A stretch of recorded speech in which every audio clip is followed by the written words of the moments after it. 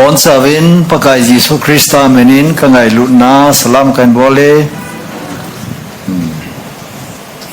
tu sungai tu sei ding awang ka hungai pun kalau inu dam lo zia su ka hungahin LCTA tarik som le ni chun ke ni ka silonen la long le ding yong hi pusakat di jana piwin ala mi min hi ta salam le hagaw lama sapa tabunga kani yezin yesun ma jong apa mo mo ngai ge le na pa let khuzang in jong ap do jing ne lo lo kilo tan tia ma hi se ngai hin mi pa hin bibi eloi nu jong ama ni kilung tu ta ai thanin sapang sai ron wanga lagaw langa lunggel piling ta hin kahun ke pa pin ama pa sarapan kha ja yong su kahung o kha danin ka gelen tu lai ke koi ma cha nei de be se lo wen ai su ke de wa le no me ho po wen adi de hausa ki ti thinglo mi ki ti ho holam kai ki ti ho chu ting le si bang po so ho nei de lo wen ai su e ho hi idam mo be se ta wen ajan na ding yong ke ta lo wen gari le workshop ma ipulu jong la be la pulu na kan ta lo hitabang chu hi ta wen kisu negative longa ka se he ai le lungda nom da ni ai mi te he gali zat ke ne yong le all mo lo ki hi so yo lungdan da no gang te ho sin kon pa ho la hi chi ai le gang te ho la khu chi la gang te a nei lo be o lung khama nei lo e ma hon mie thi yong loi lam khana mi na khana sei do te mie ka yong loi lam khana su nui ne thei kha sao sa te te kitabang ne hoi zat khat hi win ayu su mi min in Israel te to ikitu nau ikilo na wan sin ke wang Israel te to ikilo lo hele katie ayu su Israel te ngana de le koi ma sa gal jam lo gal munan dal we na Hamas le kharang ke bo na imovin ke alo perin ga se hin ke sangin hezovin ai su go hatie ya sun ke sang ne zo we kiti lo li khau thei lo di wai ja non het zo wai da se ding ano masanga ding ding am kilom kai nai sai pon ke lang khana se ding ang degree yong kan ei pon degree kan ei sun sun zo ice cream ta bang kan zero ga yin ke ya hi zero zo hai pan nam me zero tam ta masanga ko wani ko ya le millionaire yong ke kai the ja so ta hi all la ki kichim bo wa hin pathin ka thang wa in ka ya lo be a phan nin pi win ki gun na jong kan ei po nai wa ka lung thima tu lai ta hi kamit ka sina ina moi ka ve nai le i pathin ho wadi lo jai chan ge pha we ti su ka se nei ai chu thil khan him da mo le a ko je su mai na i pi ya hum da mo lo we nu pi kha chu sunga dam thelo ai le ani chu che ngai chu nu pi ko na khane mal cha ha ne ani ai ba pa so ra tau sa sa ying he ne so bang chu be i ta bang pa sa ra pan sa nga chu suspend ji ding ka de thi lo i dam no ma la chun dam na din su bol ngai chu la na in na mu jong dam ni ti la dam na di su bol ngai hoi nge ti le dam na ding su ine hoi ngai would die phai ne ngai mi ho na sen ke he na go lan lai sang na hoi che tin kyong ka ki ging mo na he ji su ka go lan lai so ka du ka ne hen ta ka du mo ka ne ai ta i pi ya ka du mo ka ne am te le ka du mo ai ba nga hoi na the thau na the hal na the hat na the ka ne i sai bun som nga la nga chang thum ka ne lai ta ke hen a pha ne vin ji hoi ya to me tam ta in figure sim ji ma chi jing ai wang ani a khel lo so lang khan ang thiam la lang khan hung do hi ti ta wa se te hoi hoi do yong kim lo na hoi de bo yong la kim do na su ki sai do loi ki mai ga ge lai li pathian ho hi pathian ho le han adi ta pathian hoi ta ho nam su boi ngai lo wai ya si Israel te yong kha boi te ung le pathin hoi tan ho te ung le pathinin anamu ko sim phat ji e o hi ga se ding ho sa yong ho win kai yo lo gama boi po ho so ya ma sa pi na pa ngai so wa te yong ho sa ung zam lu pha phat ka za in sai di po ra ko report na pen iya so ting le ngam boy po wale nam sunga boy po wale mi ching mi them lo se ki sel ne de hol ma sat ki le ki ho loi bola ka yam lom te angol a ki yaw na lai pa so jong ching dom dom mi bin khupi hoi lai adal he ka tin na e lo so ba fer jong na ki va le so kan ko te di pho na wa ka thi ji sa dai ta kium thimin gal jam ne hi ti ne kin gal jam ki so ka ngai ta so ka loi ho khanin lan chin ba de yaw ra de ai yaw de tholak ba ne ka ti kaum pot do e ka ti ai su exodus a khu pot do ki ti yaw ja khu israel te to ki tu te ka go ja so pot do ti pa ho ka la na ka su sam su ka ngai nom lo su jam ne ti te la thil kha di ki sa ja ki jam he na ya so christian de des ki sa dum lo e ki sa de su ki son si khan ti ti wang ho ki sa de ki wo hil khan ti ki ne khilin te ti wo hi ki sa de na da ki sa na dum lo ai mi hi chi ji nga ki ho na le e ma sa lung kham na dum lo ta yong i thi nom lo ye ba he hospital ke dal so na ki thi no mai la ba ya mai so i chi ngam po ai le ga jong la lim lo so mi hi neo sa ke yong le a thi ding ai ki pi do la sun a lo yim je tun te ka khani neo sa kai ba nga time bom khat pong ke sek mai lang zon lang mai lo lam jam jeng de ai a thi ding a ka chi ta ya soi ki sa de ta so i nom je ba ki sai so ki chi nom le ka ti na ka hu ni a su mi kha ne suicide bo so tre ni na ta ka loi nu ta kai mun nom be sa mi chi lam jong ka ya lo adan su pong thum hi delay ta so mi kha ta hai jong se na le chi nu su nu me ha ti ben kun za he nam ji pan na bol gan thei be sa yang su hing nom ta ha suicide da bol yong mai the na ki chu som sa ka asin ka ki pa en pha nei piu ke ka din do popol mi lung khama so yesu ka phat mani so ji so alo na yi ka hello be thu sei so so mi kon kha kyun sei ji hello ke ya he sei ji tam wal be sa sei som pa hello na ji ka hello ba e ka loi nu reven khai za kham ho ko ke vet na ti ken khai kham ho de in bible in khai kham ve na ti po ji su ve na ai ta so pa me so ino me ho yong ha ji pa khoi ta de yum lo so mi ji kha de cha bun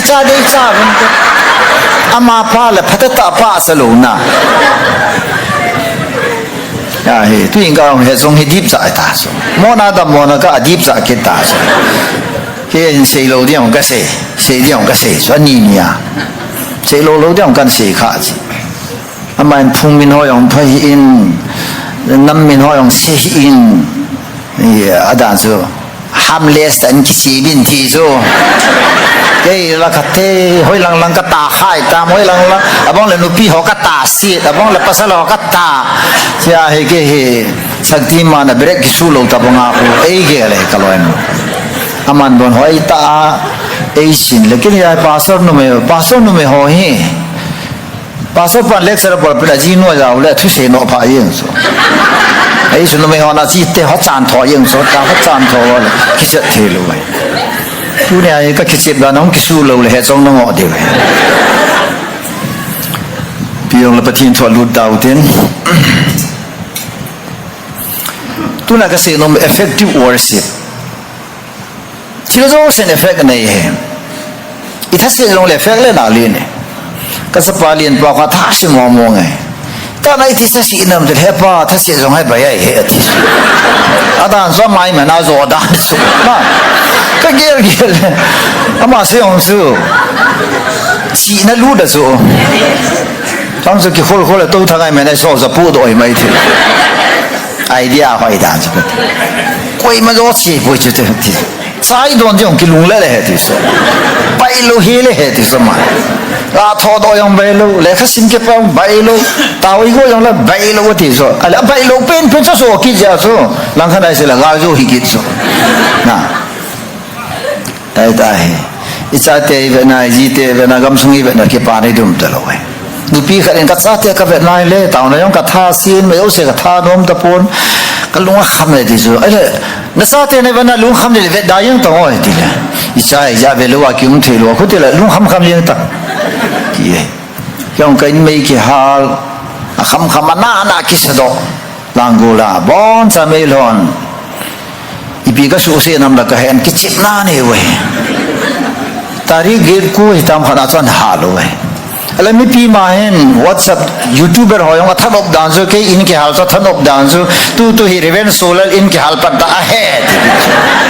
mi so in ke hala kimin pha lo ke in khal ka reven solar in ke hal pat ahead adan so BP strong in ti hen ti ne na asu saka gyal do khanu ma se ke bola nom ta kisim ka him te lawanu li sini aso di mo ko iso to le ka in jong so reven solar in a he ta in so ko na se khel so ken kan ka tin su nya hui ke in ai boy charisma ko te se te so ai le yang sunga no pi hon charisma ti su film star no hui la mo ti ki ei mi ho hi i ngol ban da no he charisma yo so film star da ne he na la so I pi dam dile giri pau he lo je hikit so I boy na go si vele la til ki het sin lo I het sin ma sanga ki sei yin so na inam si dan mo he da te I het sin lo so lam pai chi teng le torch light do I de na le sun ki boy lo so mutin no ai khui wa le ki boy yin so abang la go to kilo abang le pat to kilo abang le som to kilo chalai wa go the de ta I ka chut la charo da ti kit na kita bang khat so he ki jun kain solar ina ki hale ja ka ge la so solar li nai poi pakai nei ai so ne gu ki ne a ki salwai a khu galung thik sana ka se so je pakai nei na kaina kai ta BP stroke a thi ho si si ho ai nei a BP a thi he pakai ni le thi lo de na le se chunga hoi tan gel ta na nga khat sam lo Psalm 24 verse 109 le ko kan evangelist pastor solo a cha khat ani asamana su ki som ta ana ama se ngai dia se I ke loi mai so ke pathian lung se na ku ki te a cha khat sa ka ne lo we ani da na thi ma kha thi bai tai pakai a cha ka ne he ke sumi alam payong lagai bu ni sang ge nin sanayong dang kaung ke a he ti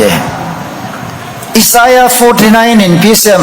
verse 21 nang le ke yong hipakai na ma dinga asime ti so pakai na lai Genesis chapter 2 verse 7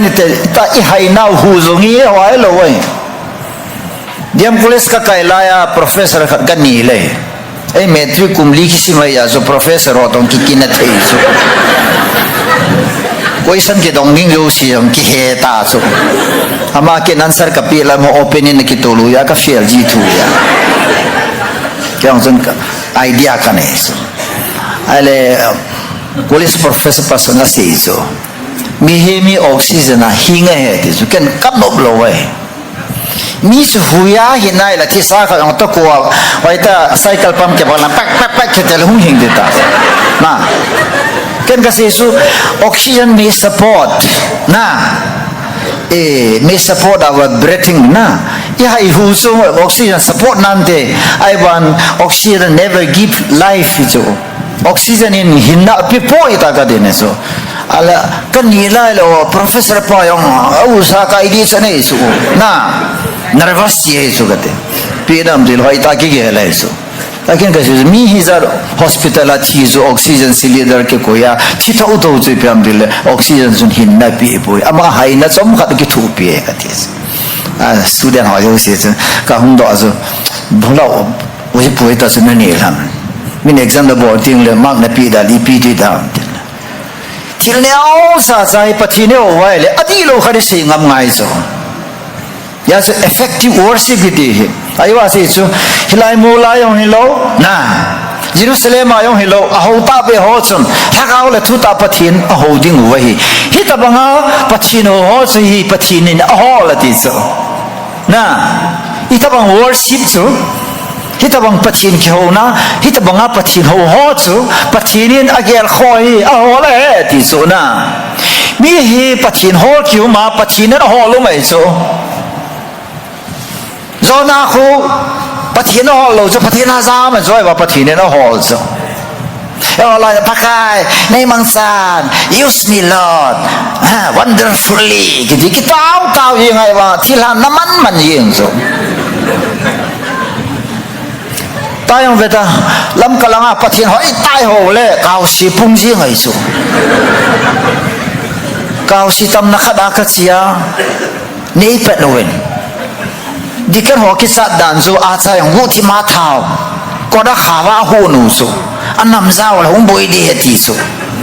tu pa na he ko zo se ka hon sa vin dong ka hon sa hoi ta kan ne pulpina ka se jo tu ne la ka asane akidang atui dan athin jong atui ye akir jong sa tui dan ka tu ka chil jong ka ga vel ji ji so isa so hara ni nipan vin hatu yo se ka khet la de ka ti so cao si ho thi lo hi tha cao sen ngai lu pi zo tel sing lung kho ta yo nga pe ngam lo we ne he du so le ho la cao si la ho yo hi cao si la yong cao si mei doi ho zo ku kite la cao si mai le bola biri na pe lo ham ka ti so i bola sana za wa tu ne san ga dam se lam ka ti so cao si so mo mo le bola arambai ho ngai lu sala rambai si si pat dinga cookie women society za nam ka is sol ki sa ya itu se ho hi I pathin ho to itu se ho hi ki to gam ta lo so na pathin ho ki ti ho ya ki panam personal relation a ki panai pathin pa to ni I ki ho thei ting le ren chung thangin an thu se la ya ka su mi lo khada se zo ta do speaking on pathin na ho vin pathin na ho people ve ti so ne the ya so lo ke hi pathin ka ho lo bi so pathin so e ho so pathin thang wa no man ai se vela so nuwa kha cho ho ya le a holding ki chui so go la yo si kwa mobile number la ho so nuwa hi lo la chon koi ma chan number an ho lo ai le ha sai ta na din mun sa ha mo medical term kese ICU you are landed into the room of ICU ta so ICU lang lu tabang nai ta so ya so zona za mai le pathina ho so la tu ne pathin hoi ta tan ho le ven pathina ho so pathina ho di so ken hindu ho ko ma ka se so no pathini no la no do lu pha na pathin te ki lo dom le ki si wan na ho we ka ti so ye nahi hai ka ti so ke ये मूर्ति है ना बोल सकता नहीं है कर सकता नहीं है तुमने बनाया है ताकत हिंदी जो कहे बेसे लो से वहां से खम खम से का खेत खेत ला मोय ngai ngai ji है सु ram ya lai se sunga he pathin het ki ti ma pathin nei ki ti gam so ei mi te pathin het te lo pi so kamina kep ko kanami te ti ho pathine na ma holding a dei ho ko amia sim sa cho adam le vi bola pathine sema am chile to have companion with them amo to company ding ke hop ding a pathine alon peso better the bible similar son with ke dia twat peso with god get on na and god was with him joseph pathin to abo zo se lo leng ye so pathin to khila kang pui so zo se be ho banga priest he lo bi so pastor he lo bi so evangelist he lo so ai banga pathin hoi ta ho ya so apathin ho so the whole Egypt so affectable so pathin thang wan ma tun ken evangelist so yong ka se so evangelist ana pan le na preaching so na life affectable nam ka tis na thu se hin na life affectable na na ho lai kai lai kilam yin sa hallelujah amen ki ti so isa zo yong ke ji hing lo so kilam ti bat jong ki don lo so ne thia ka se so kilam in din office symbol sumhani akini so tao pathin hoi ta ka hove iti lo je wa se tu na ka ni le thu ki se so to internationally ai ho he imin ikithan now he aha na ke sang lo min narco terrorist a he ei mi te la dunga asam la do ki mando ho lo he lo to ki mat tha so i vai sa ja pathin ki ho the lo so thay cô là người ven khăn nên thua nó sẽ chula ý vậy sát bé sẽ là bắt thiên nó kêu thấy bồi ở chỗ rồi sẽ cho vậy sao nhá tí ta xây dựng nó vậy sát cái sana bắt thiên nó bắt thiên nó hậu thế lù lệ nó hậu nung lệ thì bắt thiên nó đâm cái gì hậu hi bắt thiên hậu nó problem rồi so tại vì là long kia lệ cam po pia cam giảm độ thì là nó pia tao yêu sĩ chú cặp po ma tao số thì số agrama dùng đi lâu ý mà cha đi lâu aton dùng đi lâu asolfa dùng đi lâu ấy bằng asa amok ta những số thì số na to rồi số là in kisai ta lâu kisai ta sum kisai ta kisai lâu khăn mà số bắt hiện to các cái quy dọc là kisai lâu bắt hiện to các cái pasa là kisai lâu bắt hiện to các cái nô chặt là kisai lâu số thì lâu sẽ kisai thì ngáp bắt hiện là quấy sốตัวน้องวัดที่ไอ้เจ้าหนุ่ยเนี่ยเขาขัดยังเลยสามีสาวจะต้องเก็บไว้เลี้ยงยามเท่าดิไอ้เจ้าหอยกูกี่หอยกูกี่องตีดาเต่าแต่กันสามีอีสามเจ้าว่าสามีเห็นหรออะไรวัดเช็บการสาวทอนการหัดเตะตักสปะเตะตักสปากาลิหัดว่าอีเจ้าก็มีละอวมกาลิเนี่ยเสียวละก็มีละอวมอินละลุยชาโนเฮ้ยไรตาไม่หันเนาะพัดก็กิสาลูบีเกยก็อยากสาพี่น้ำที่มินกาลนี่ละก็มาลาจูมินกาลนี่ละก็มาโลจูเลยลำทุกข์เสียaberเลยเสพุ่งปีจานจงเลเวนปะทีนินน้ำมังเอติโลสอายุเลยสิที่ลอยบ่น่าจานโทดิสยาสูฮิลายมุนฮิโลจีนไอสูโมลายงฮิโลเยรูซาเล็มฮิโลอาหูเตลฮากาวเลทุตาติสูnumber 1นักเสนสุนปัจจิหอยตาโนไอเลน life effect ดิสูจุกเสนสุนยาสู worship is lifestyle ตุนเด็กนะโอ้อาจีจงพัฒนาหูโลจนอีที่ปัจจินก็หูเวทีอังกฤษอาเตปียงพัฒนาหูเทโลจนปัจจินก็หูเวทีอีที่นจิวหัมกฤษอินุเบหอยเวลาส่วนอเมมสับมองเห็นเลยอาสาร์ภาษาง่ะอเมมสับหัวอาหิสุที่เราหัวไงลูกจะเมมสับหัวไอ้ตายเวลาที่ลากิมุยสุเห็นหรือเปล่าเนี่ยจำก็เสียสุเดี๋ยวพี่ตะเกียบเทโลเดี๋ยวพุทธเกียบเทโลไอ้นั่นสายหลังตะเกียบเทโลเวลาส่วนตัวนั้นอินน้ำมูฮีอิมินไม่มาอินน้ำมินยิงส่งฮีมินตะกีได้สุกูกี้คิดที่องทัศน์มาสุยาเฮน้ำมินกี่เขียนนะครับออฟฟิศขัดนุ่มเลยกี่ว่า number 1นะคิวว่าดิ้งมาสเปนกับปันเดลมาสักคนมาสังกัดดินดีตาสุไอ้สมัยนั้นมินอันนั้นมินจงอักษรปีอันนั้นมินจงคิดตัวนั่นนี่อันนั้นมินจงหาหน้าเนี่ยสุนากัดสันเดลงาขัดกิสุขละนากัดละว่าอย่างนาสาสุนากัดละงาขัดกิสุขละมันนี่พูดนาก็นาสาเทสุน้ำเซนติเมนต์จงอันนี้สุไอ้ช่วงที่ท่าเราอย่างมุสลิมเตะหานะสุปัจจัยนะหัวหน้าว่าสุยัดอัติวเลยชิงอัมจิงสุยัดอัติวเลยอาจยัดสมคิดตัวน่าสุ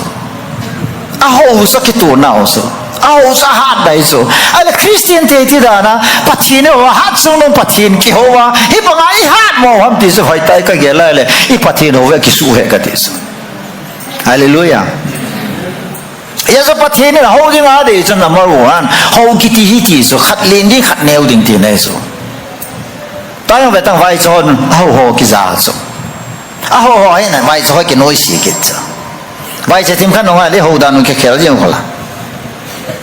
นี่ล่ะภาษาสุรละว่าเลยไม่เอาเสียสันไอ้ฟุยตาน้องฮะไอ้บ่อีตู้หุ่นละไงที่เลยเสียงเฮ因为有 hello 哎，单单你然后winning ticket total 意思，就是的 double fees 意思，不知道大概几多少。kalau apa ni open khad na bol na usu kay ni bol na dis pati ang tawan. Iti dana ay chi itu sen ka het hilawam. Worship ni bol walay sa usu pati no ay na ay mawang through worship kiti na life reflect na iso. Pati ang tawan. Mai sama thil na to din jong lepa kai so na I hilo so nakisampi lo kom na kina pi khat sun settle ball san la hung ki sam san lang so tel na thil to ting su toi na ti nai so ipi se nam tele every human relations affect relations with God is so patin to relation he every human being relation a chang zo si relation pa hin ipatin to relation affects hallelujah ita banga chu Korea ten pathinan he phawa Japan ten amhoi ahin chang sanga na gowa ana halwam so Amsterdam magazao pastor kana sei so Billy Graham hung ding doin first day ni jun my dear brethren in Korea why don't you forgive your brethren there in Japan na supi ho ibola na nga idam dahim if you are willing please do stand up. As Korea also kapuminong ding dovin. Japanese ho to namo na hong ding dovin. Ang kidal to veki koi vale Billy Graham tu sa imisangin patine ke paatan revival ang long tayo diso. Yo tu ni san ge ngai dam da lung kim long kinelo. Mi ngai lu nong kinelo. Imuda diu tam ta kilam do jing so. Naga level hoi pathin ka thangwa so amon 93 anagon in kap li hung kito khoneu cha sa khong lin do yakin ka se so hoi tan ni kap na live in phatta na kap la ke ho ni kap tup di we na hoi tan ni kap in ka ti so mo yong singo vin din i kap ta lo alabana birin humol kit ken wang so birin he dai ong ka ti so tamo birin ka ti so kalung yong si so pai de ku ki kambon sa ke vai phil hong jam do si vai phi su ku ki ni pai de su ku ki ni ta in hal to sa no la vo khati lam kai ki khom su gin nei sa ka se ai wa ken gal ke pa na ka se ku ki thu na sei po le hong ki to mo de he ku ki na su ging lo ding khai ho in su mi hi ve in ko hi ve Uki yung selo ding chin yung selo ding miyo selo di hi tan de solar sa solar lai ye ngai mai na sa pan de ya so nomenclature na si wali boy de in sei ki le boy ta ai mi te ki to na pen de no ve le ka thi mon sei te ko la nga ho na he no athim dom se ai mi te ki to na pen sei te ba ha iki to na pen u ba ki sei ugo yang cho ka sun thimi ya dictionary khad board ya hello lai so ama dictionary le ai te dictionary ki to lo ya hello hen oi mo pu de na ikito na penu se ki to mo ai so ki to ki ti bol thi lo be so ka se da so la christian ni nai ki to di so la ai so mi hem ki to na pen wa no ya christian te ta ba ki to dim lo si ye nam te Krista hunga he relation zo se Jesus Krista a hi sa dinga pathin a chapan so lai jala one in Christ Jesus Krista bo khat ki the so tunen ho la ya pathin o khom so ke da blue sha dam lo khat so ki nang dam mo na ki la lu the tam ni vai char kha so nang vai char condition no ma na po da the tam hospital da mo kha yang so nang da mo ta bang da ki gel thei tam so la nam langa nei khal ti la langa nang na ka thei tam ko langa mi kha da ki su kha la langa na mel hi pot thei tam hi chi chu aum ting le pathin ke pa adis ya birin zo he homel mai lo bis bi na badala ma in la lo ha so kho lo bis in la lo ki ti so lab do ki thei so kai na ka ba ma pathin ka thang wa so san ting jun ko te pai te ho na hal wa so gang te ho ki pa thu siu tu la san ting ai te boy vam ting so khi le na ka sa dan him kha dik lo ye ti su na ka sa dan hui di lo hin sa phat di ka ti tho hin a hal wa le anawa se le ti su kai ka chia so na hoi ta na sa do ki tau so Leise til ho ki ti so mang lo ko lo bizama ba I life hi transformation ki khel ngai so be dia ya he tu ni ai ka ge la le me lo ni bo jong lang khana in mo su tup so indirectly ya na sa ta I sim pa no za pathian thang ba no so la ni na ibola gali nei ne ma mi nei ha do so itata na gali nei nei ji hom ke ba amen ko se ipathin hui adi lo je ka ti so main course ai so miem zo si ki to na dinga pathini introduce abo sa pa Jesus Christ ai so Jesus Christ ita san na wa he ikito the lo so ta yo gao chui se yong le ki to lo kon khanang ki thin le ki thing lo si sin ilung dong la lam kalang mi khata zon le ki lung le i boi ki tao na ne tia ke ong lam kalang hon a sali tiu sala a tsara khana khungin wo sulal ti mo ka ti le a thip se de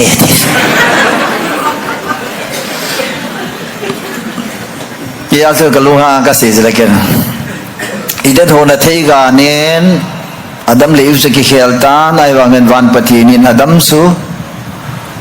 amine khel poi hoya nomam adam ati lam kal hon ngam pila solal achalta kamin na khelu su pathi ndon ki mu to ten na mai kha diwe ka dis na I pathi no dan hui ka thi ya so bible ne thagao ya so pathin hoi ta ho na ding ai pathin lagao pui hoi ki ngai so Romans 14 in na who are led by the spirit of God are children of God ticho pathin lagao kai ho chu pathin cha de ticho amdan chu pathin sa la kai zo si pathin sa vale mini hil ngai lo so pathin chi lam kai paus I director paus I counselor paus ka pen tha ne apa na ka kile sal na ka se poi koi ma chan sola le hil kha lo pe pathin ka thang wa chu ka pen tha chu ka nu oza ka pan chu ka pa oza ka pan chu he pan da pin tha tam ga di le I pham pin tha ta wan gam na lu lo di ne he tam ga di chu le ki thi lo la I ti lu ni lu lo di ki hala sala pasar so tang phul ha nga pasar apang so ai wa ka pen tha pa na chu ipi ka muam dile ka pa hen abc yong ai la it is ka mu sala ka ta pi la ka mi li lo ngai so ipi pasal pipi ke ka ma de du dam nei ti le pin bo ro ra ma ti so ama so ken ka na la gao la ma so thia ka mu so ka de isi pul do na to kaung tao le pathin lu se ka paung ping ta ka pa ki te ne va pa na ka ki te bo lo sa tang fu kho khat ki se to wa pum changa ve thei to lu po mai ta so kan nu na si so a mi li yong do he ka pu a tao pu ti so I na sa la on ti le nahi da ma ti so a le I ti da na tao na tao pu na sa na yong ki mu pu ni tang kho ho ma na ti din so ka thang to me ta a thu ri ni so tang phul an oi si dan so ka ti tang phul wo me na nai ki ti da ma ta tho ye ma so I si thong ho pa sa pa so kai so ke ka ni wa nga he yang se som ko la ko ka so ka pu te o zen za khat na lun le phalo ri na ji e de ti ji wa so som ko la ko wa so yang sil ka ma nga so ka pa yong si ve na le kha thi mi rong le pathi ne na pe sakap thim na so ma sar kai so yang sir ki chlo sayo ka so tai ga lo ka bai so tai sakapa sapa so no na ka ki so tai la ya so le si so ga hoi ta ka ge lai le ven ka pa yong se veta apoi da pastor na pong evangelist na pong so ba nga so pin tha so ne hello so isa pa na so ken evangelist ho kan go ya loi la pai kan ni ho hi kan boi ka pa to ka to evangelist lal khusei ki ti jong loi sun ni thuman to bi la ka pa hong peng ta so a peng tha ne be tang kan sei nom so pathin hoi ta la ga wa pathin an buya pathin mu chet pha na chu ane wa pa na a ki chen ti lo na pa na kan hu chunga a bo khil zo si so ke nin din kan hu ko ma ngai da ma thum so ka pa kap khalo tam kholo na je ma li ong pa lo sun kan hu ke nga tua nau sa ka bai so ya so milo sal ki pasal ma yang pa so a tui bangal hop de lo kan hu ke nga tua kan hu ke sa te lo kan hu ke ngong so sop ki na le so nal ka sa dan so no na bing job yong na det te lo ka pan kan hu ke at so bai so ya so ipisi a si so ham te le ปะทินทูโซงหงตาโซตาปะทินละกาวปุยนะโซงจังตาโซจุเลยละว่าก็เวนะให้เลยหูหิงนะทูอีปอมดานงเกนดีโลหินตะกะติโซมีขัดจะเป็นท่าเลย humility ในเตโซ humility ในโล pastor humility ในโล evangelist humility ในโล leader ต้องอินะไม่บอกลาโบยอ๋อเขาสั่งละปะทินเขาละวะกูกินพี่ว่ากี่ของว่า assembly กี่ใส่เตียงเลยนี่ละเลยคำพิลาจูดอนเทียนนะกาไลโซก็เซ็งMLA เนี่ยฮอวินมิติงั้นไอ้ว่ากี่ใส่เตียงเลยจูสนาดอนข้อมูลโซฮิตช่วยนะไลโซเขาเทเลยอินะโมยาโบยดิ่งมองสละปะทินละกาวินไอ้ปุยโลปิวสละปะทินไอ้ปุยโลโซอีไซบุสอมาเลยดิสังสอมนะทุมาเสียจุละเอ้ฮอคังทัวเสียจูEven your son will be taught by the Lord it is so. Nasa patiaw yung pakai na hilpi di we it is so. So bitaw lagawa hi patini ho ting le patini isa kai e hilay e puye. Tu ni dong insung ka hepoy. Ipatin ho hi patin to imalo si patin to related a hiting le aboy poy katis. Medyo on ang pakai mina o ita kesa. Mizu kan nak upi yang sungai, isi patin gel dona ni, apa isa kan patin gel dona ni ya, asa kan muat patin gel dona ni ya, ay lo le, ganti na tu yang patin gel dona ni, apa isa patin gel dona ni, itu suka say lah itu, ya so patin ta ho so amunin na pupoy katis, amunin na pulo, so san pula tahu na mul tam ta asim so, ataw di mumlos, ataw ho sang ataw na mul tam so atas. Tanak kidang so Bible ang tao na mula simin di lobe so hilay mo na sun ki khoma tilo sa patinin ya so ta patino ho so mobile worship so lampi si panang ki tao thi so galay ko la ho ko mataw ji ka hil so gala ka panin tao na pumin pakai nei panpin pakai nei heart sein pakai hat na nei pin pakai mi sang ako ni vengin tin la kap long ka men la nazam lawang tao na mo hin ka disปะทินนี่นะซามหัวปันปีไงป่วยปะทินเบลหัวปันปีปะทินกิสูนกามนั่นนุ่งซ้อนละปะทินปังโลดินนั่นมาซ้อนละปะทินปังดิถ้าข้าว่ายังนุ่งซ้อนหอบปะทินให้ป่วยหอยมาลำโนปะทินเนี่ย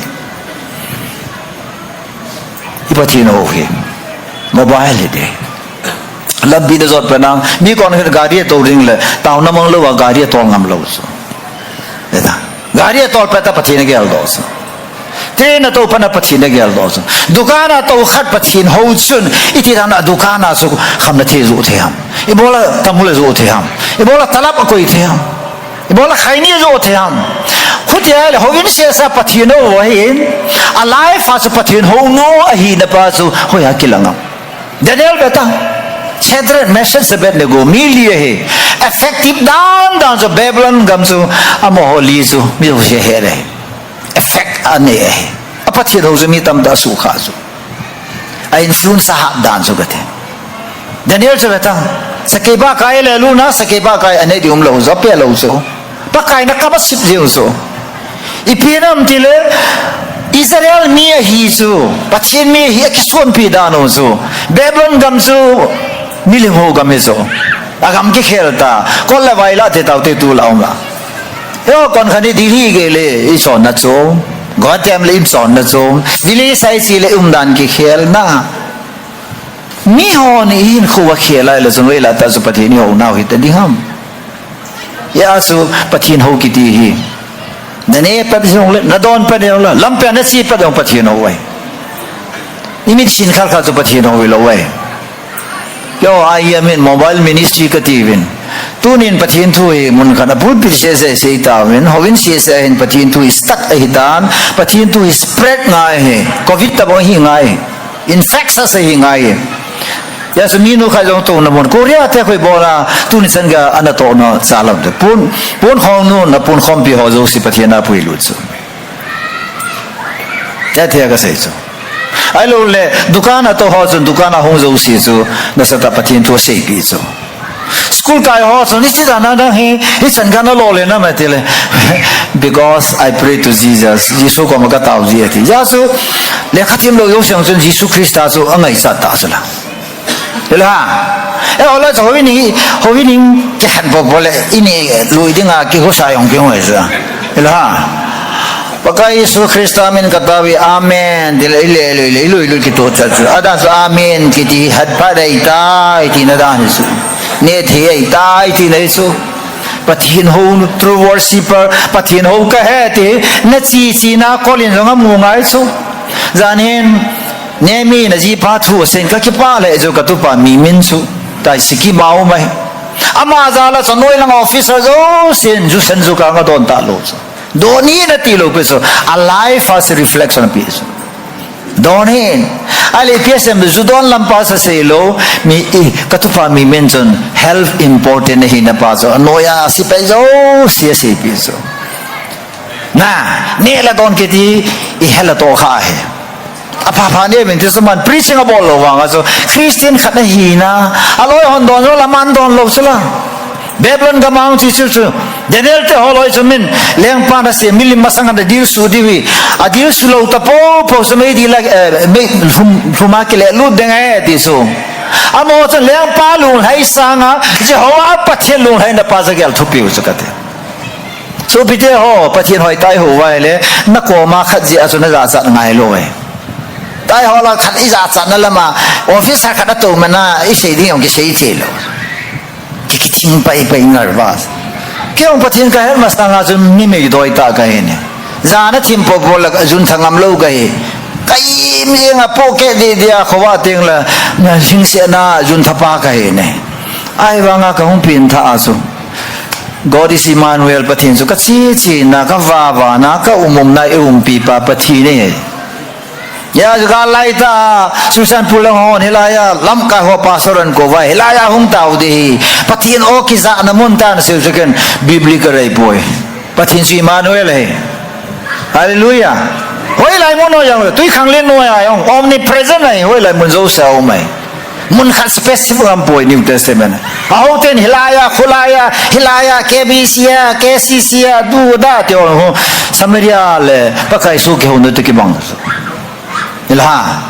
to ke de blue si bola nasata no hamne ti la ya he denomination thu na sei lo e song he adi be se hello lai su ku ki na ki ho kho na lai su ku ki lo zi zao na lai su ku ki zim na ilha ala ya he ku ki lo hong kai the ki lo di ta so ilha ita bang pathin ho so pathin na de lo be so group khat ke sema pathin kyo group khat ke sem ki na pathin kyo lam kalang ho kaboi na we pham tin le bible them ta boy ministry bol ke so ne thia ke ong he ka thep lo ji ba ka lung thima ke lang lo se ministry bol na ai ba ka se don pen ta se any ministry ke bol jong le ho bung in support bol ngais church base hi ngai so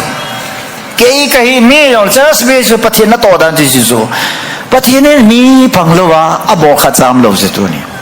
nang le pathin na kheu na pa hi su di ngai so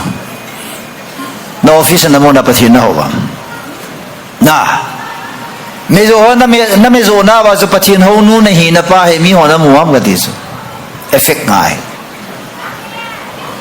Christian ka hi na pa so mi hon hoi ta het ngai so pai te ten na sata khil na ne ku dong za thang te family kula India ga madinga tribal la ga sidinga so amin thang pe ni so tong za thang he ama min than na so as a Christian amin thang so ai as hina ji amin thang lo so chuta na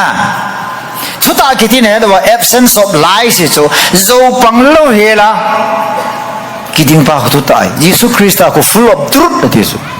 ya chuta ne de wa hin chuta na sabla sa de we tisu John Bungit sob tumle nina phase you will know the truth and the truth will set you free this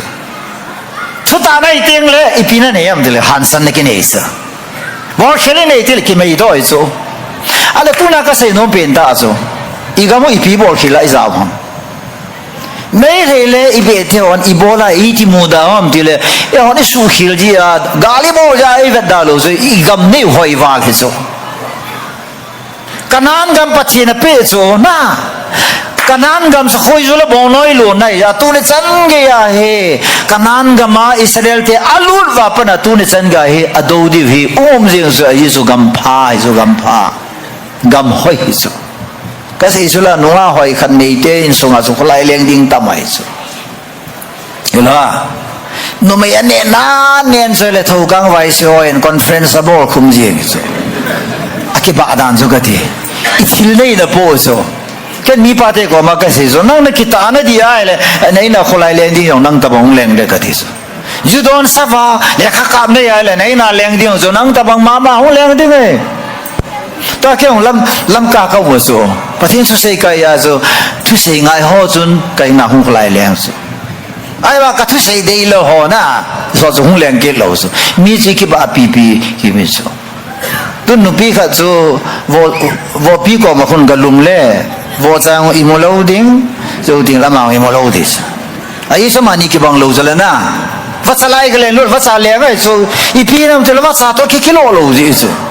ama va khu ki su the han lang la va khu la hu nom ta en ga ne thi dis tu na nan Christian la ilha ma da ding khat me su se ama ho so na ki so lo ji so ama ne ki ne lo ji so ya so rom bong ge chang so le ni sun pachinin ade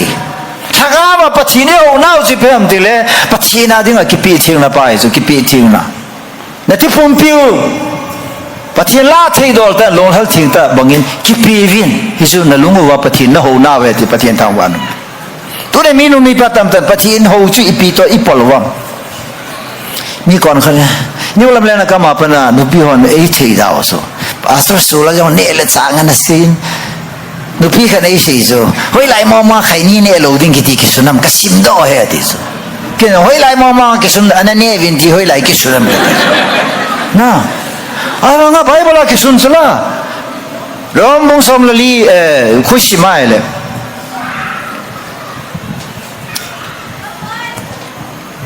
sang si sang ke na so 7 equivalent nile for the kingdom of God is not of eating and drinking but of righteousness peace joy in the Holy Spirit so sang ke na so those who serve verse those who worship in this manner pathin leng kam so ne le sa do nei poi de so alei mi te chi tam na pe no ne le do na thi tam pe ni wo so chalo de yi hen lo wi ne le do ni kit so lord kitim lal na malsa betru nga ui na e ho dinga sa favorite jing so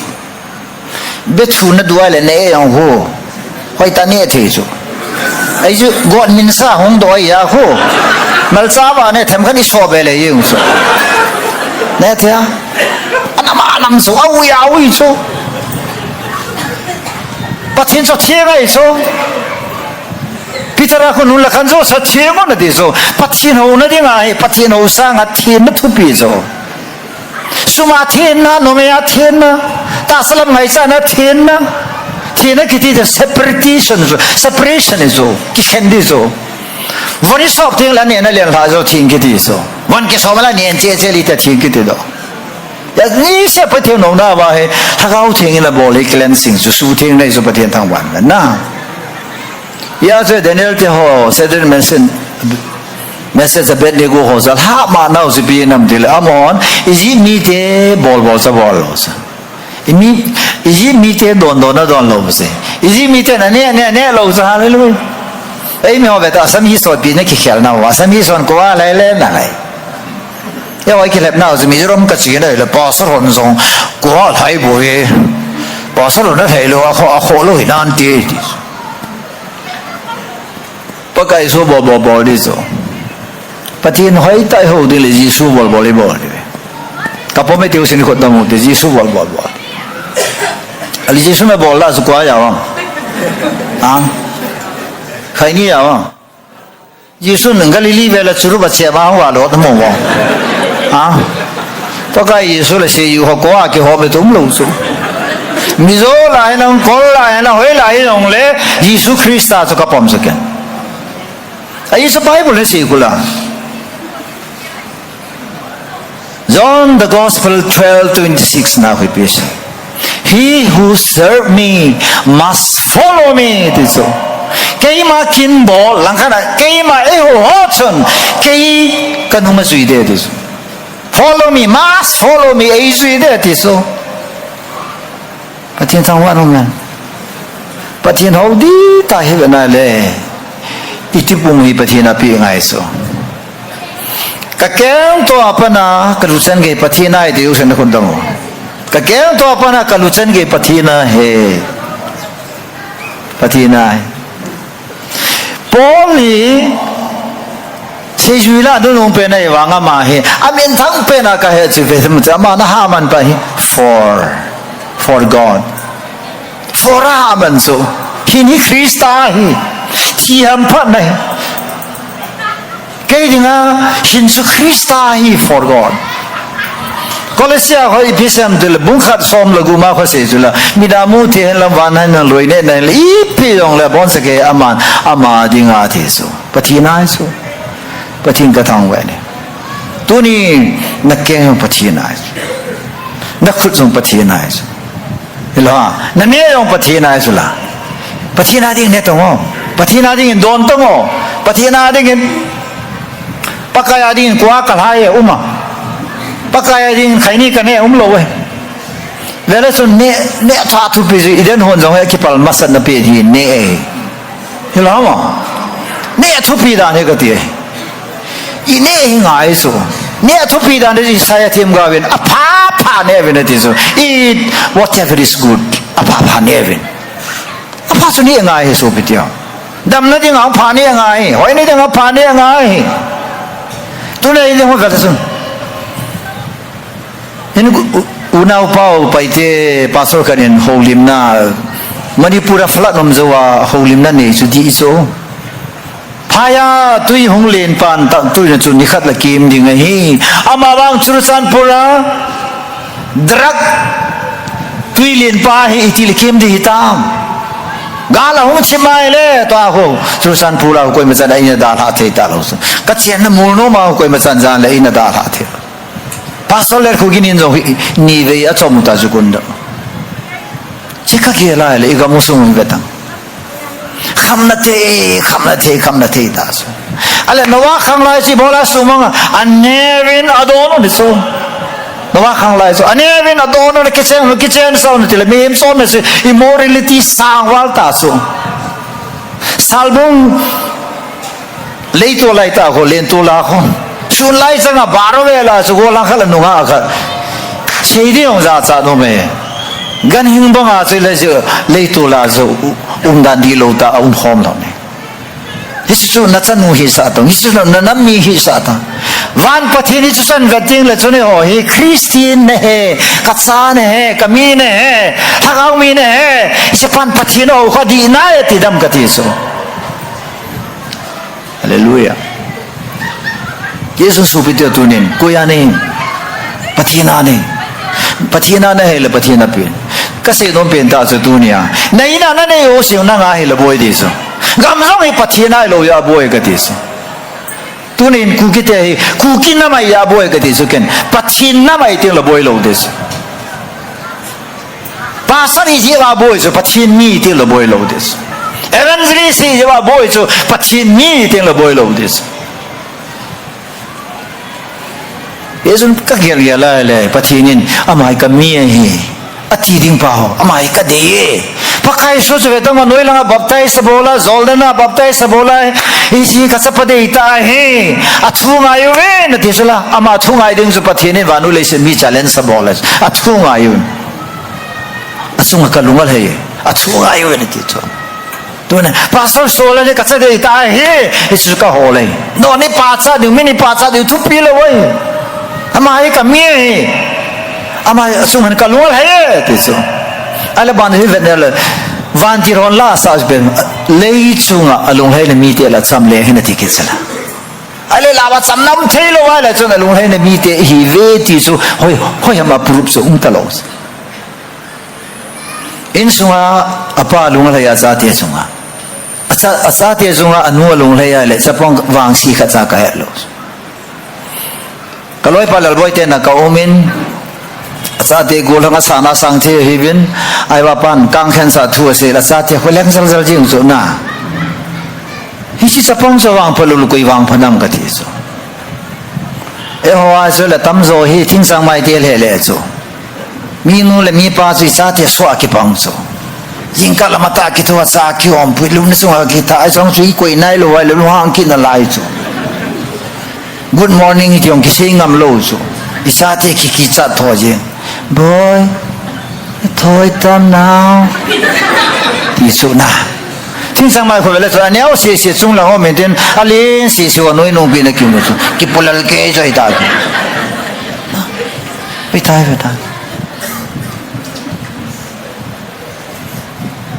cái sắp ba liền ba họ nhau lại cái thô lệ lúc nó sẽ luồng hàng chứ vô hè pa ông ngày ấy xì là ra thì ta lôi chứ vô hè pa không kịp thôi ấy chỗ cái tiền đô la cái mà sát vàng à hin đô la số mà liền rồi chỗ giờ chỗ cái vô hè pa cái tiền là sao không thôi chỉ vàng hè vàng mò mò cái tay kỳ thế tao mà không sao chỗ nào là không thôi chỗ à cái sao thế này mila là cái hình nó sẽ luôn này thì hi đã luôn đúng không cái种谁的估计给他谁的给好好了，就了能谁的你别了个谁当个提出那，为了种做那，但因送往一提什么弄的，莫为那点别弄个多啊，啥那弄了把弄个多啊，那些种爱他们说那地方弄了把谁爱出来，给莫提起个等会大概啊，FC 帮助张克胡个变他们啥个阿哥那张啊，干谁也做，个去拍谁那he个拍那个谁。còn cái này tôi thằng họ lại cái phát sĩ cái sản bồi ta tôi thằng anh sim ngang lâu ra cái xe lâu là cái gì cái phát nó cái gì bây giờ là cái pain football cái chép lại ta ho cái mình hi ho cái metric cái gì mà số cái số ho cái ngày đó bé sa na cái pan là lohan xí là cái mình hình sana sohal ở thì số lohan ở đây là na đi ngà ho cái là số cái mà vito power as me ting up na solar dai he ta hi ka thi jong la solar lai ki voi de ta hu ka zu do ta ai bi hau sa ban ke pang lo hu ka ta hu ka da imina hu ya ven lang a khu mo ki siang hi le ki tu lo zala na ta sitting na ki chen pa na so hu ka la do so ka pa nei ko salwan sila so ko la lai thi so ya ji ka ge la le cái Bible trang can hiện apa na lấy sự dung anh phát thì lấy khó sốt na dingen nunu là napa zabo lên thì so tu này về nào in sung vay sa tiap là sun nunu control jo ta lo pa na control jo ta lo ấy chỉ chui thì phát hiện lung hay đam cái thì so family je ngài ông tàu khom là thấy ta lo so ni la sia cái khom thì in sung hi go hat cái hoa là tâm lòng này thì ni ha sen kaji ka cha to pakai su ki vela la bukong cha bang ka ki gol vin me kong bang ka ki gol to chai da vin pathin ka thang wa ve ti thei ve ni ha sen pathin keng bol ka ki khom thei ve ti so majority lo de so go hatia america te bu ne khoi pm de pathin ho ne ding pha na nei ta lo aji so ne ding pha ne aji to time spend bol khom da sa to pha nei ta lo ya samra ka si chu Los Angeles vanuli si na nopsa na min thang pen tu sung mi na ka awam zo wa tu na chup kit na lai he wa yong hin an bol na lai dis ibe te ho ka ga zo wai zo non highway ne kile sa piu isi na price no le pathini price u sia ngai na asu si de national highway jo si pathina lu han ting le bon sa kaya muni na kai mang le ga ti la ma wa pa sar kha chun u so du kum du hoi gu ne ti se hai da ba ya de na koi se ga ti ta so ka se ju ata ba mo ko himalanga an bol ta so som kha zu landslide da da ti ri se na le se oi ma sa lo se pathina lu han hai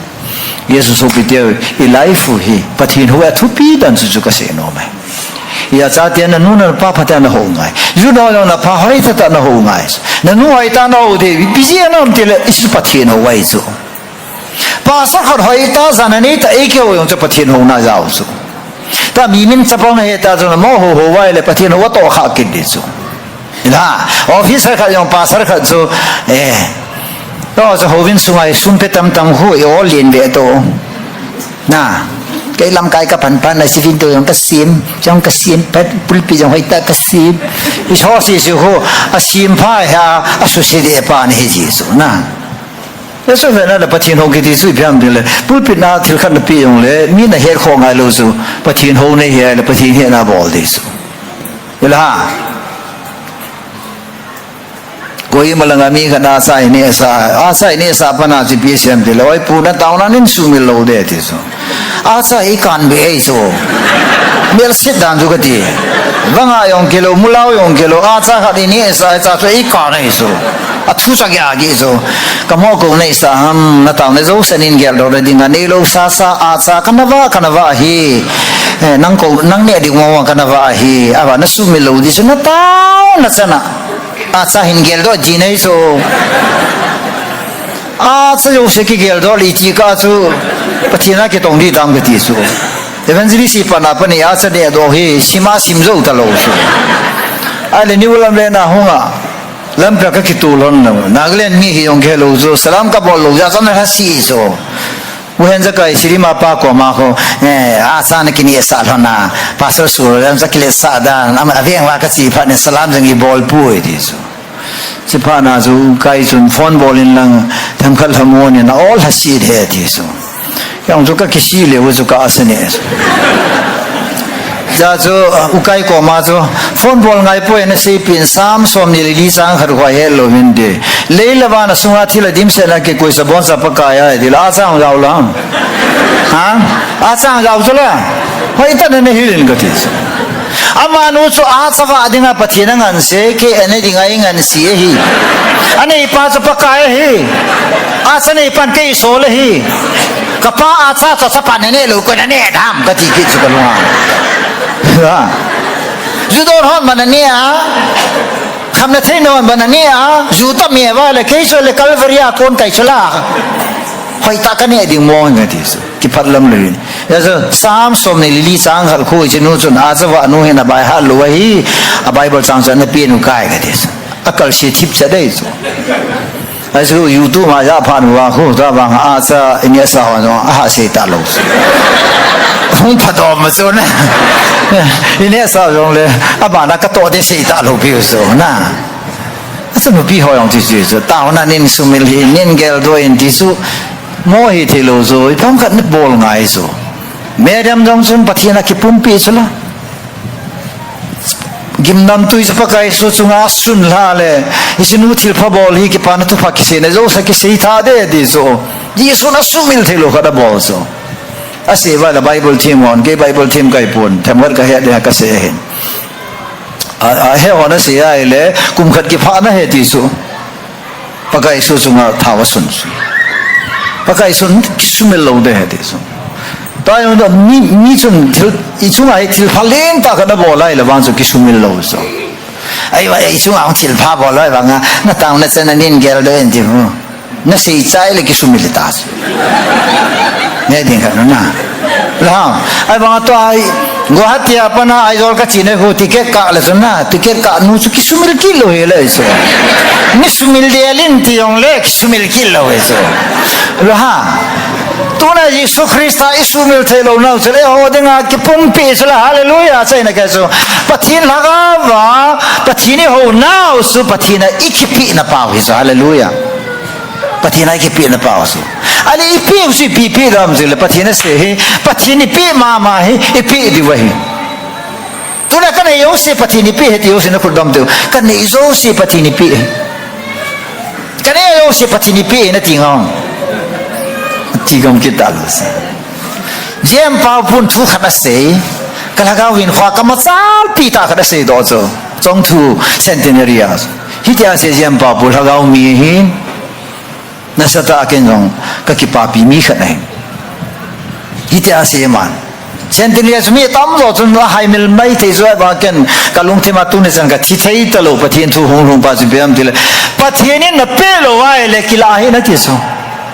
पथिन पेलो हिनन सुंगा कोई नती सो ปะทินเป้เราตั้มตานั่นเองสร้างเงินปะทินเป้ขัดเส้นนั่นเองจะพอรวยที่สุดจะส่งกระลุงที่มาขัดแก่สฮาเลลูยาอาเมนใช่อินเล่นตอนนั้นสะดวกปะทินเป้เราไว้เลยสุงานอมตานั่นเสียงเราที่สุดสุมาตั้มตานั่นมวยอาลัมพีดีเราไว้เลยนอมตานั่นมันเราที่สุดไอ้สุปะทินเป้เราเสียอภัยงาเป้สุ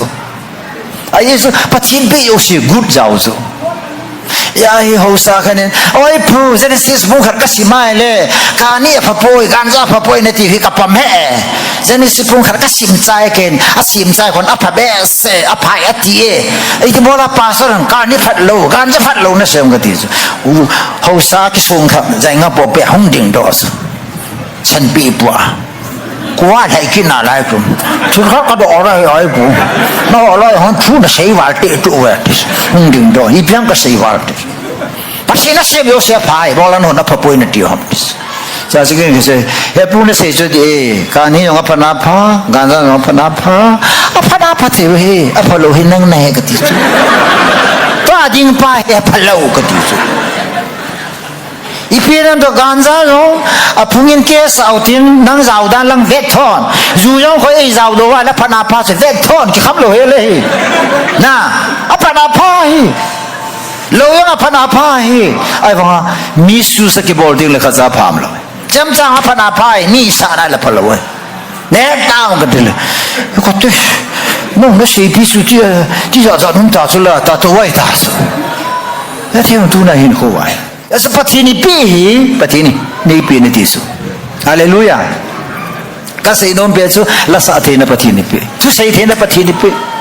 ที่ส่วนนั้นดิ่งไอปีไว้ป่วยนี่พัดส่วนนั้นดิ่งไอปีโลดิ่งไอปฏินิปีสุพระามตัวน่ะพะโลโซสิปฏินิปีโลอพะโซสิปฏินิปีฮาเลลูยาไบเบิลนั้นสิปฏินิอพะโซApollo pilu helasu Psalm 34 helasu verse on na ho sakiba akai gulpa gilkila dangsayen pakai holding te thilphasan lalne pu atule pathina pi sipam thilpha isla hallelujah sule hawna he pathina pi ting le bible la ho samine says David lengpa ko ma pathina says na the blessing of the Lord brings wealth and he does not enduring wealth that is Hallelujah. But in Patibu na hunting le sonin at hovin na he does not add trouble to it that is so. But hinin an pin lasun boy nile hasan na po it is. Tu ne mi atam zo taw na boy nile hasan na ho to nei chum khanin tin ka taw te usen ko dong. Boy na to hasan na to nei chum khanon. Tahu sini ko davo itaw na di lo yung kasudi no may la napi ko na bo pakai lung sin na khoi sa na zo se to nei som khin la hepa het na mai pi sing bo ga hung hi o bi him hinan ka tho zo lo de nei som khalen lang nei yong nei sa hin lang pakai so zo sa ko ni nei veng ben de hom pilen lang nei ko tup sa len lang o pakai ta taw na nei so am dan so na wanga phai ka tiso pathin na taw na sang le amen na ti masang na thi te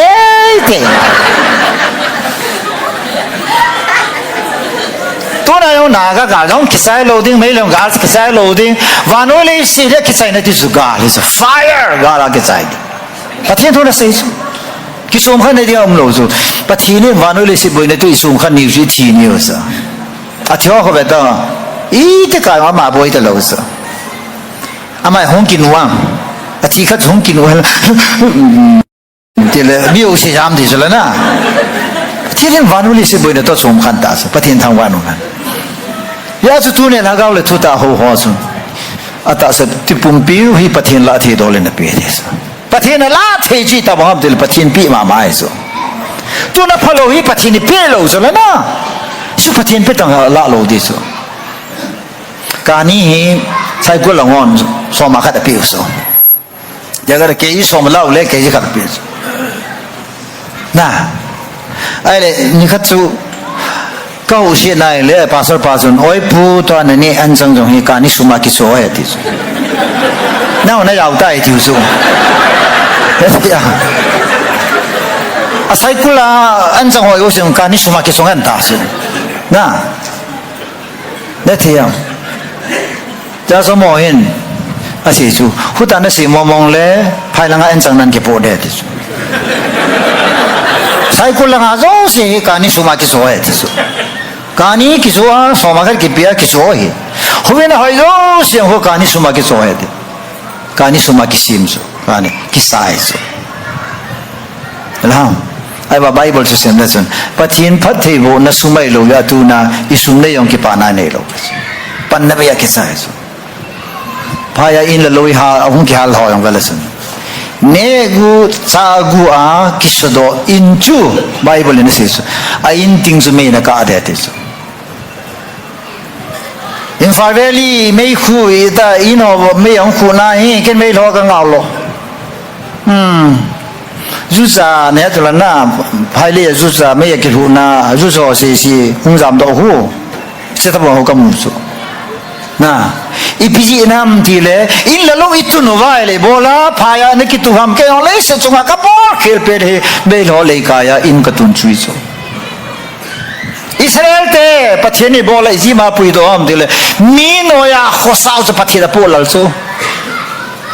ka se nom za la sa ka se hi pham de le so khat so pathin ho thai lo so din mona pathin ke ho thai lo so la so la pakai pa ngai na ke ho lo so tu ne ve dai mi te tam roi chon sit su hi da lai ja pathin tu ki ho thai lo so chon sit su a ko na i on do na di ba pathin ni so hi ket lo he na dan so chon sit so ai pan ki lo na dia Christian nei la do galati bu nga chang khana so hi ket lo he na dia ti yong so ये ना ले तूने वाइज़ है ता गंती ता हो सर्विस बोल ता न तो लो बस सर्टिफाइड ता न चंसुम लोई ता न निसुम लोई ता चले पथिनी नि पिउ हु कुकिले ता इपेन वाइले इसलिए ना हो बिल्डिंग इतुन दिवसो गोतिया फ्लैट सोसाइटी में थे गंग तन की जो विलंग खन इतुन ngai so ला hui tun वाइले ता हे बाम जो से bullet proof machine ngai so गाल की ती जो हो देंगा की साइ लो देस Cara que sai tai.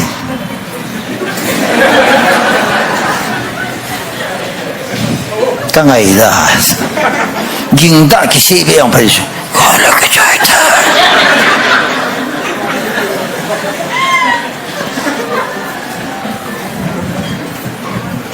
Ni ka ning do so lam ka langa ho pathin laga wai da mo ta tan almi usin la khuti ta san tan pathin laga de wo ya pathin laga do pathin lagao si mi sunga luna direct a mi kamang lo so mausi pathin mi pa so polanga pathino ma mausi de ke usula chichu se pathino ke ka sunga sola sunga pathino lo ngela pa kai pi na ti ha chichu yong la mi na wa lai mu na lai ji su isu na pathino ne pa kai nong na sa sa nai mo na ram nam nam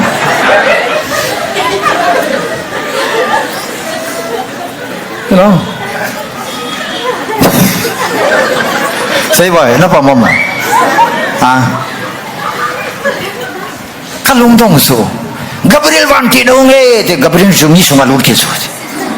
ken Gabriel le poi khila ya ka ti so ai is mi suma lu na thu sai so satan tai lo no where in the bible hita bang so hagaw dai ra lu na mi ka ma thu sai lo Thêm gặp yêu sinh đã sẽ đó là bác anh tin là sẽ à thu ra pa patina con là ra cho information là biết về iso ho prophet kiti su tu na cái họ prophet cái gì biết em tile Bible là cái sun sa cái say sa patin thu su kapowa nó cái say biết so na ra wa na ta sana nên ko cái khel su patin long thai rồi hallelujah thu na ra ding na ta san ding na zui ding su patin long thai này su patin ni ho hi hoi ta cái sa cái kia lại tu nhảy, ít phiền nào sẽ chơi, phải gạo là thu ta, amen, rồi là nào bằng lâu hết là, ít cái loại không nào bằng hết rồi là nào đấy khi sẽ bổ sung, tại what sẽ mà yang mi khả năng rồi what sẽ mi yêu sẽ là ta sản kít, na, hiểu không? What sẽ mà cái sao nó sắp down, bỏ thà đấy. Bỏ thà đấy, về lia yong, thím lang lang yong, tham thà đấy, sẽ bao gal cả bắp bông lê cho càng khăn nuôi ăn nôm ta sẽ hisu,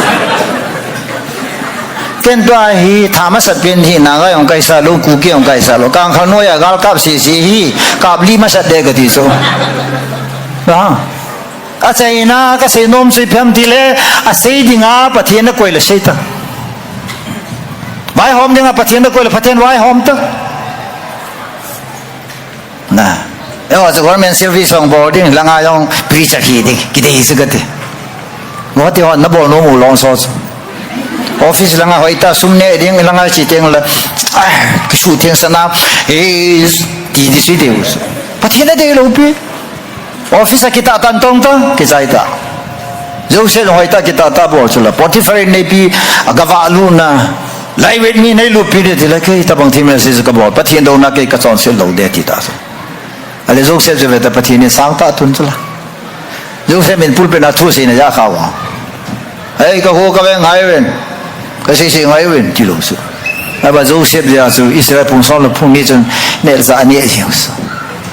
yo khar ke le phung song lu phung ni hong a ka sei la ong ka man ka se pa na sa za da wa ti kha khan te ka ti la ong pa sei bo la na jong san piu na ka ho yo na na pa ken ka sei la ya sei bo la ni zo do wai ta ni bo lu yo zo se ben pathin na ho sa ki si dan so ke hi pathin in silaya e koi hi Israel phung song lu phung ni ho ki la ya awa dinga ke itun ma sa de te he so pathian thang wa no na no body si chula te ka na no azam ma sa nei wa azam nu hoi ta na zen diu su na ke nu su la yam ta kyong kang za ba no azam ma sa senior nei wa su la junior ro la hoi ta na zen nu ke chai no sai ta so ki sei lo wa le the ba azam ho na azam ki lung se lo le koi ki lung se do ke azam lo ka ya he azam lo ho ka lung se ki so ala kampo pilang ami kitsa la zam la sapor ne ke en ka din do so kitsa kiti hi pathian na ko nai po lam kala hon gau sa hona se chen ninga sunga thi san hi lui ta bang long ding hi kami ka sati thi na thi san so ka ve ngam po an ti da so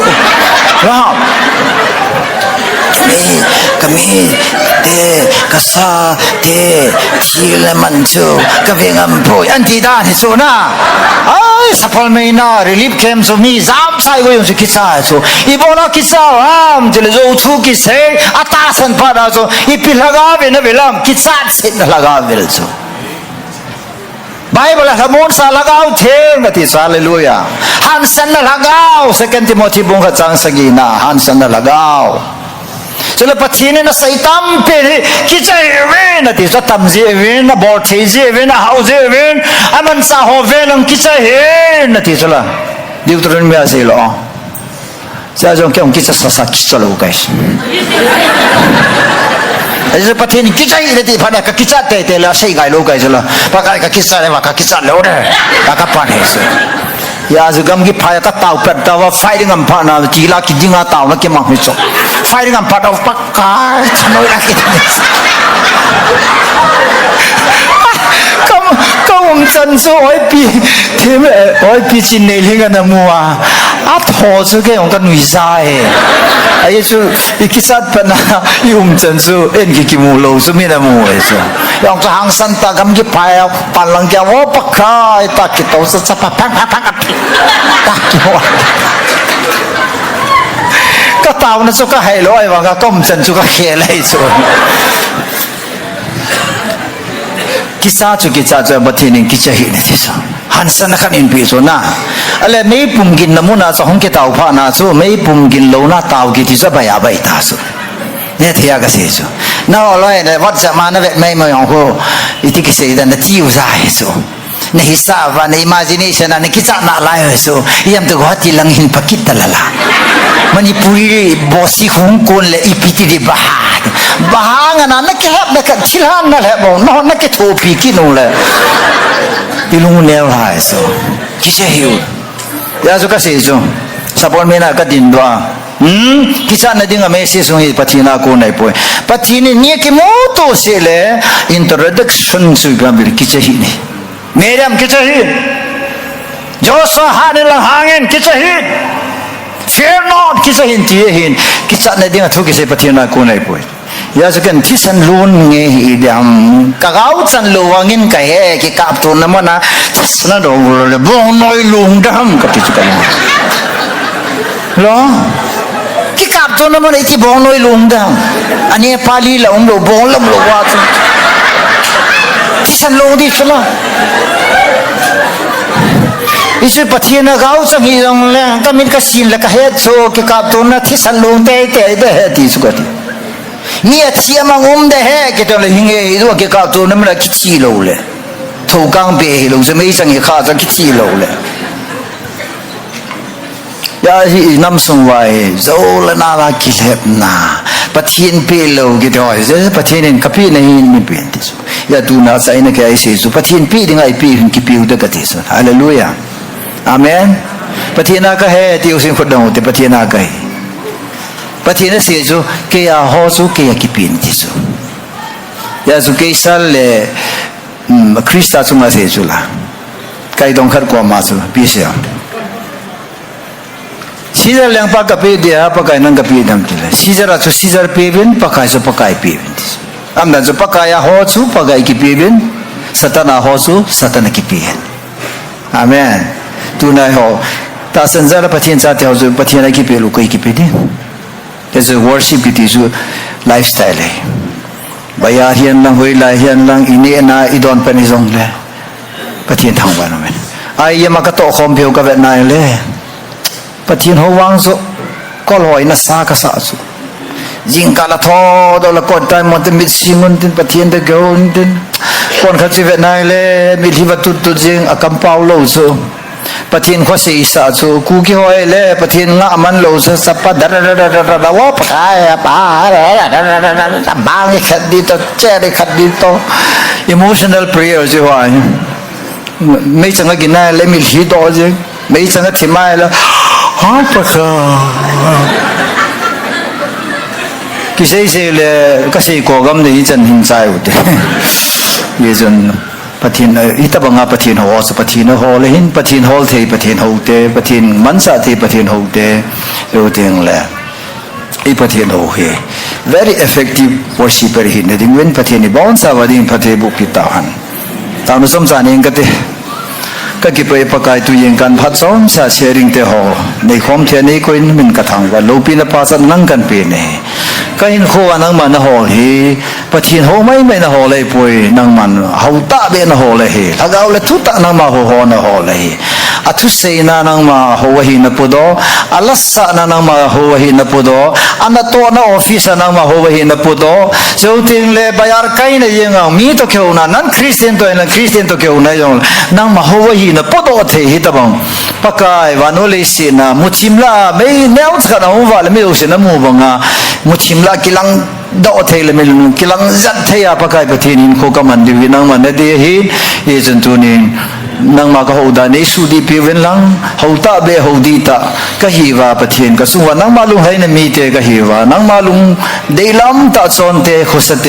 เนลดอนเตเซลบอลเตตองเตในสุดิงเวนในท่าเซมคิดดิงว่าทางว่าปุมากะปะกายจิสุมนากะตาวเฮอาเมน